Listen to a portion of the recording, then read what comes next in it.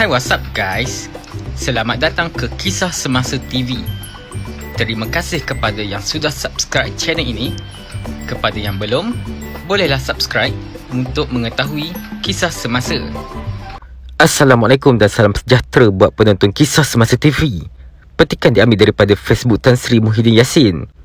Orang bukan Melayu menjadi Perdana Menteri. Perlembagaan Persekutuan tidak mensyaratkan hanya orang Melayu boleh menjadi Perdana Menteri. Menurut Perkara 43/2/A Perlembagaan Persekutuan, Yang di-Pertuan Agong boleh melantik seorang ahli Dewan Rakyat sebagai Perdana Menteri yang pada hemat baginda mendapat kepercayaan majoriti ahli-ahli Dewan Rakyat.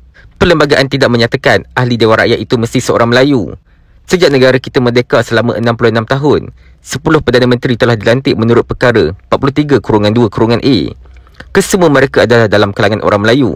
Dalam sistem demokrasi berparlimen dan raja berperlembagaan di negara kita, rakyat tidak memilih Perdana Menteri. Mereka hanya memilih wakil rakyat dalam pilihan raya.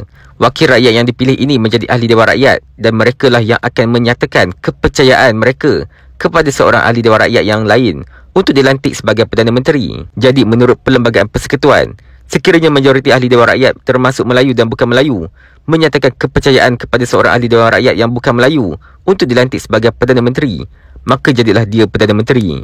Yang di-Pertuan Agong mempunyai kuasa budi bicara dalam pelantikan Perdana Menteri. Namun kuasa budi bicara itu tidaklah mutlak.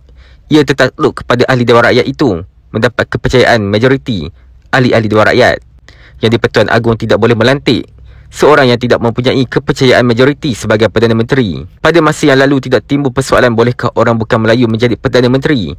Ini kerana konsep perkongsian kuasa antara kaum yang diamalkan oleh Parti Perikatan dan kemudiannya Barisan Nasional membolehkan parti politik Melayu iaitu UMNO mengetuai satu perikatan politik besar atau Grand Coalition yang sentiasa mendapat mandat rakyat secara jelas dalam setiap pilihan raya.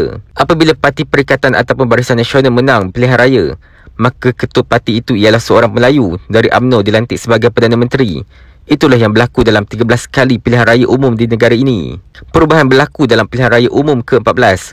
Barisan Nasional kalah. Tun Dr. Mahathir Mohamad sebagai pengerusi Pakatan Harapan, iaitu parti yang menang dalam pilihan raya, dilantik sebagai Perdana Menteri. Perubahan yang lebih besar berlaku dalam pilihan raya umum ke-15. Tidak ada mana-mana parti atau gabungan parti yang memperolehi bilangan kerusi majoriti di Dewan Rakyat. Dalam keadaan ini, tidak ada mana-mana ketua parti ataupun ketua gabungan parti politik yang secara automatik boleh dilantik sebagai Perdana Menteri. Ia bergantung kepada siapa yang mendapat kepercayaan majoriti ahli-ahli Dewan Rakyat. Dalam keadaan inilah, rundingan antara parti berlaku dalam menentukan siapa menjadi Perdana Menteri. Inilah perubahan yang sedang berlaku dalam lanskap politik negara kita. Ya, orang Melayu adalah golongan majoriti di negara ini. Tetapi mereka hanya memilih wakil rakyat ke parlimen. Yang menentukan siapa menjadi Perdana Menteri bukan mereka, tetapi wakil rakyat yang mereka pilih. Dengan pindaan perlembagaan mengenai lompat parti, wakil rakyat ini pula terikat dengan keputusan parti. Jika pada masa datang ketua parti mereka atas apa jua alasan atau kepentingan memutuskan untuk menyokong seorang bukan Melayu sebagai Perdana Menteri, wakil rakyat itu mesti patuh. Jika tidak patuh, mereka berisiko terlucut keahlian parti, terpaksa mengosongkan kerusi yang disandang dan mesti membayar pampasan bernilai ratusan juta ringgit. Maka jadilah orang bukan Melayu sebagai Perdana Menteri dan orang Melayu tidak boleh berbuat apa-apa walaupun itu bukanlah kehendak mereka.